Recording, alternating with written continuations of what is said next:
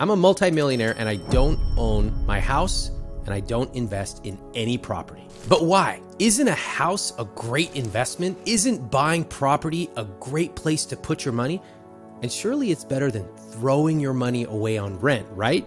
Well, when you run the numbers, that's actually often wrong. And I've been saying this for years on my podcast, in my book, even on my Netflix show. You've been lied to about buying property.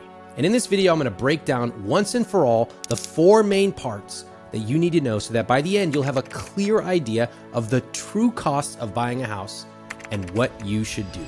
Starting with part 1, the dream you've been sold. What is the American dream? If you're like most people, you picture a single family home with a white picket fence and 2.5 kids and a dog.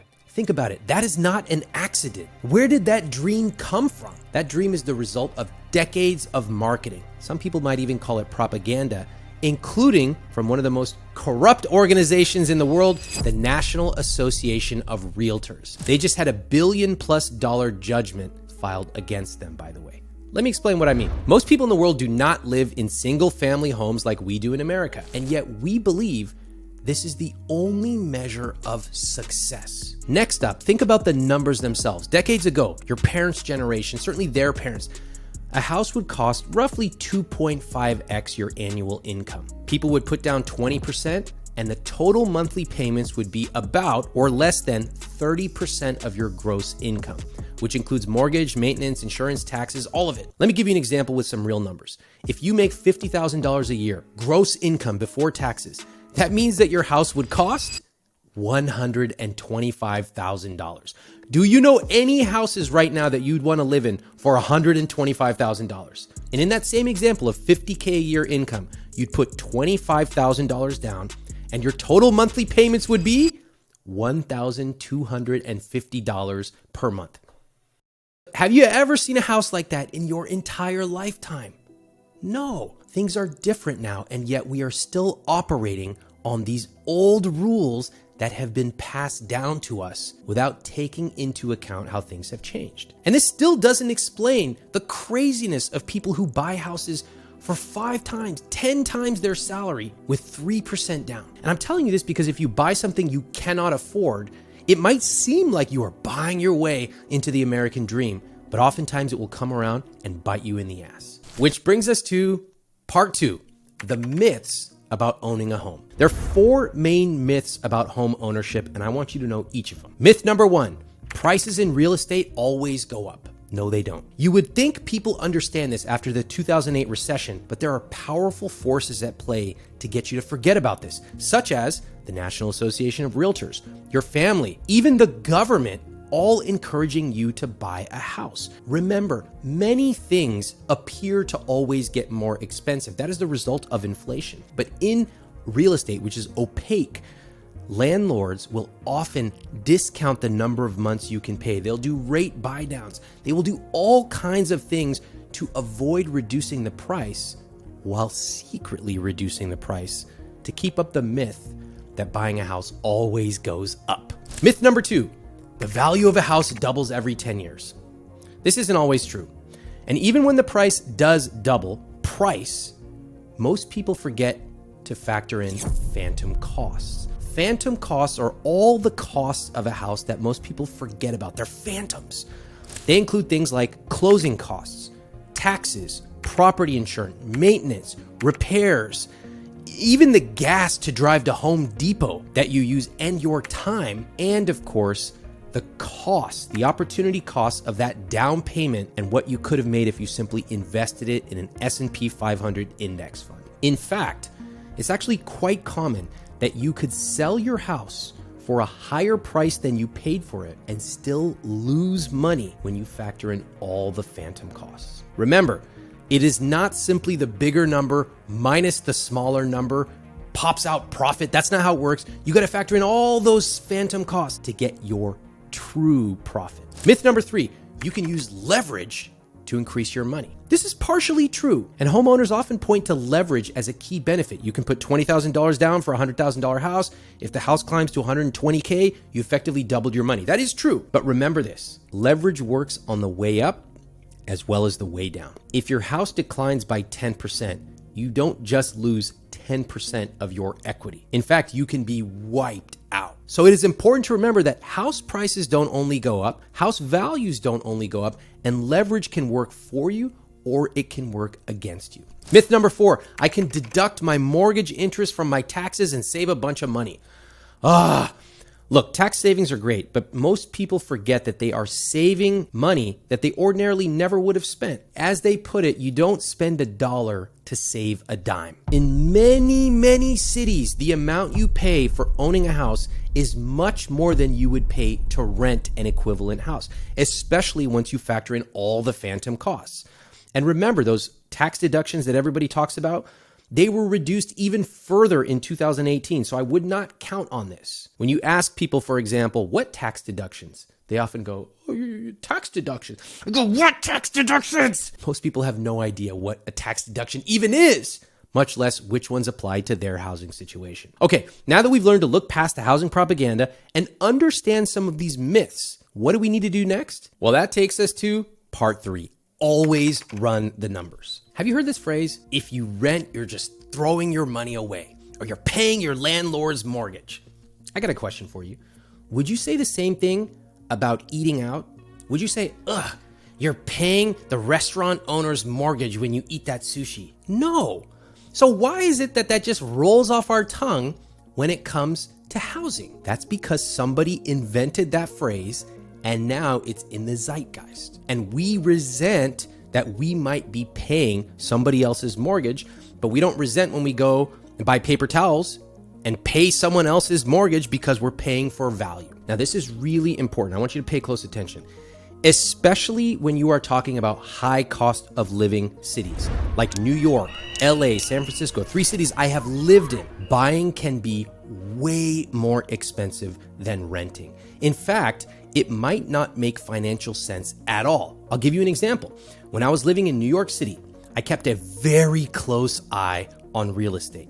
I was renting a nice place and I saw that there was a unit right next door. Same view, same square footage, same number of bedrooms and bathrooms, and I tracked it. It would have cost me 2.2 times more to own than what I was paying in rent.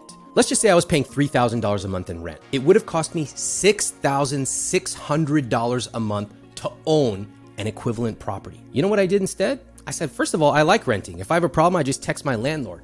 And second, I took the $3,600 extra dollars I would have spent owning and I just invested it in the market. And guess what? I made more money doing that, renting and investing the difference, than I would have owning. No Home Depot trips, no renovations, no problems with the faucet, just living my life, texting my landlord, sitting back on the weekends and chilling, and investing $3,600 per month in the market. Look, I'm not saying your financial situation will be exactly the same, but if you buy a house without opening up a spreadsheet and entering some numbers, you are making a huge mistake. I want you to run the numbers. I want you to look at the home you're thinking of buying and calculate the true cost. That includes property taxes, which will go up, maintenance costs, which are unpredictable but still need to be factored in, even the $25,000 roof repair that's going to happen 11 years from now. You need to properly account for that now. Mortgage payments, opportunity cost. Use this to work out the real monthly payment of owning a house. And then compare that number to the cost of renting a similar property. If owning is considerably more, then financially speaking, it might make sense to rent and invest the difference. On the other hand, you might discover that it makes great financial sense to own. If that's the case, God bless. But I want you to understand these numbers before you make the biggest purchase of your life. Now, what about property as an investment vehicle? What about buying a property and renting it out? Well, I will say that it can work, but you've got to really know your numbers. And in my experience, most landlords do not even know their own basic numbers, much less are they able to properly plan and set aside money and treat owning a property as a business. In fact, in my experience, over half of the people who write to me in financial trouble are there because of one of two things: their housing costs or how much they spend on their cars. So buying a house should be thought of as a purchase first, a very expensive purchase, and an investment second. Why? Why do you need to think about your house as a purchase, not an investment? Let me tell you, there are two reasons. First, the problem of risk. If your house is your biggest investment, then how diversified is your portfolio? Think about it. If you're paying $2,000 a month to a mortgage, are you investing $6,000 a month elsewhere to balance your risk? Of course not. Second, real estate in general offers a pretty poor return for individual investors. Yale economist Robert Shiller found that from 1915 through 2015, home prices increased on average only 0.6% per year. I know this sounds crazy, but it is true.